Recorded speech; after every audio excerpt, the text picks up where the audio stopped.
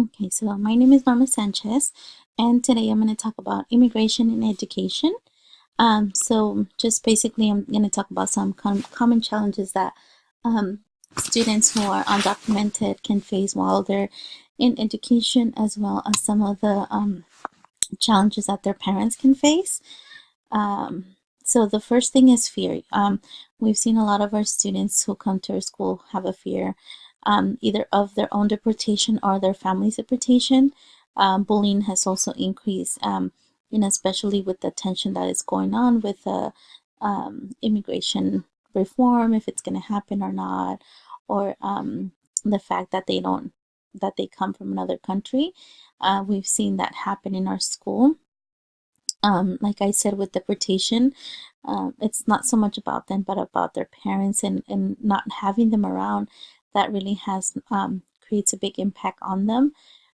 Just in the last 3 years, I've seen maybe about four families being separated. So the students are either staying with a family member or a guardian that the parents appoint, so that they can continue their education here in the United States. Um, some of our students also have a fear of not achieving a higher education. This is particularly with our seniors. I've seen it this year. A lot of them, um, they don't want to continue on to college because they don't know that there's support out there for them. And that kind of goes hand in hand with not being able to work legally. And, if a student is undocumented or even like their parents, they're not able to return to their home country because they cannot come back. I think another challenge that we have is lack of awareness. A lot of our students and parents are not aware of their rights. Even though they don't have a legal status, they feel like the school might do something about it, so they don't necessarily disclose that they are undocumented. So that's one of the things that I think we need to start creating more awareness. Also, some of the staff in the school might not be sensitive to immigration. They might not understand why a student is having, like bad dates or behavior problems. But like if we don't know what the student is going through, the staff might not be able to provide the appropriate support. Um, Also, the language barrier. A lot of our students' parents speak Spanish, and I'm gonna say a good maybe like 95% of our staff does not speak Spanish. So that can cause a problem when when the teachers are trying to communicate to parents. When they see that something is going on in the classroom or with the student.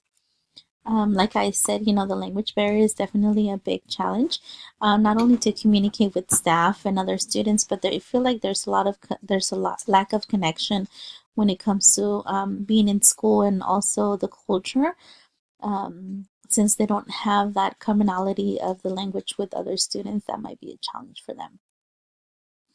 So I'm going to talk about some statistics, just in regards to immigration in the U.S.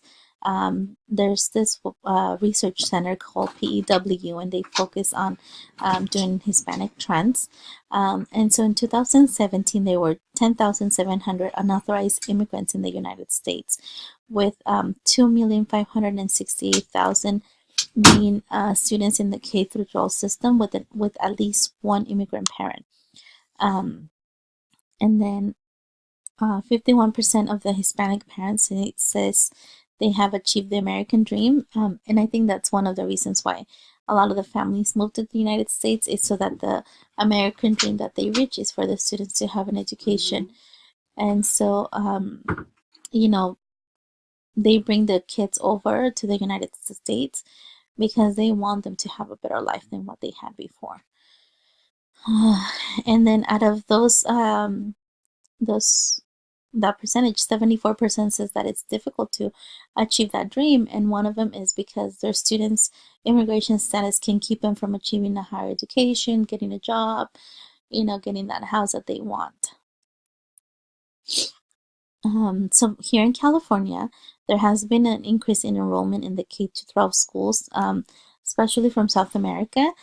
We've noticed that there's a lot of students and families that are leaving their home country because of violence. And I'm going to say in the last year and a half, most of the students, that about 90% of the new enrollees came from South America, and they also came from the various deportation centers in the US. So according to this PW research, 2,220,000 people are considered as unauthorized, meaning that they enter with a visa and they stayed here, or they just entered the country illegally, or they are refugees awaiting for their permanent residence. Out of those, 13.3% or 2,995,260 are students who are enrolled in the K-12 education system.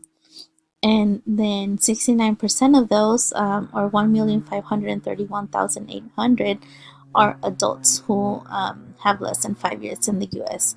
And that can include some of our students too that are starting college. We've seen a number of increase in deportations. So ICE did have some statistics that they have increased since the last fiscal year. But most of the deportations that happened had to do with the individual having a crime or a felony, or they had a deportation order. So in our district, in Campbell Union High School, the last 2 years there have been 4 families who have been separated by deportations.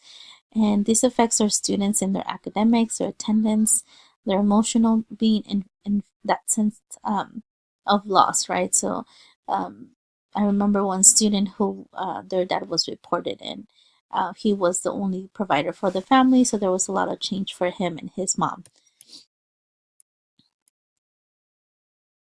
And so lastly, focusing on the counselor's role, we want to provide support for our students so that they can do well in academics, that they have good emotional support. A lot of our students that come to me to reunite with their families, they haven't seen them in more than 10 years. So, that emotional aspect of it, of being able to connect with the family, and then maybe parents have a new partner, or they have other siblings that they might not know, that's a big adjustment.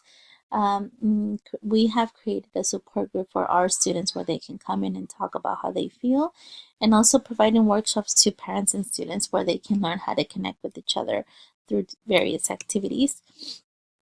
One of the things that I have in my office are resources, and if I know of a student who is undocumented and they come to me for ask for resources, I connect them with Siren, which is a Bay Area organization called Services, Immigrant Rights, and Education Network.